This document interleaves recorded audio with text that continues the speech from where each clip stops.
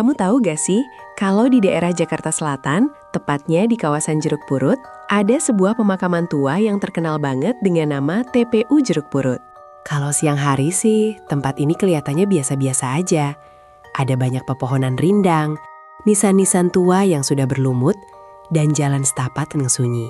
Tapi ceritanya bakal beda banget pas malam sudah mulai turun dan kabut tipis mulai menyelimuti tanah. Suasananya langsung berubah jadi dingin dan mencekam. Konon katanya, puluhan tahun yang lalu, ada seorang pria yang dikenal sebagai ustadz sekaligus penjaga makam di sana. Sosoknya ini pendiam, taat, dan sering banget jalan keliling area pemakaman buat memastikan semuanya aman. Nah, suatu malam, pas dia lagi perjalanan pulang sehabis menghadiri pengajian, dia tiba-tiba dirampok sama sekelompok orang yang gak dikenal. Kejadian tragis itu terjadi di jalanan gelap dekat kompleks makam. Keesokan paginya, tubuhnya ditemukan. Tapi ada satu hal yang ganjil banget. Kepalanya terpisah dan gak pernah ditemukan sampai sekarang. Warga sekitar pun gempar. Pencarian besar-besaran dilakukan berhari-hari, mulai dari menyisir semak-semak, selokan, sampai ke setiap sudut pemakaman. Tapi hasilnya nihil. Karena nggak mau menunda pemakaman terlalu lama, akhirnya jasad sang ustadz dimakamkan tanpa kepala di TPU tersebut. Semenjak itulah, kisah-kisah aneh mulai bermunculan. Penjaga makam yang bertugas malam sering banget lihat sosok pria berjubah putih yang jalan perlahan di antara nisan-nisan. Yang bikin merinding, di tangannya dia membawa kepalanya sendiri.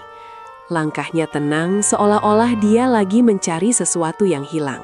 Beberapa saksi juga bilang kalau sosok itu ditemani sama seekor anjing hitam besar yang matanya berkilat di dalam gelap.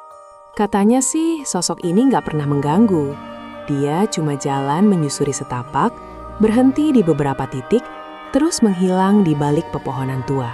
Warga percaya kalau arwahnya belum tenang karena kepalanya belum pernah disatukan lagi sama tubuhnya. Cerita ini makin viral pas ada sekelompok anak muda yang mencoba membuktikan legenda ini. Mereka datang tengah malam bawa kamera. Awalnya cuma terdengar suara angin dan daun-daun yang bergeser.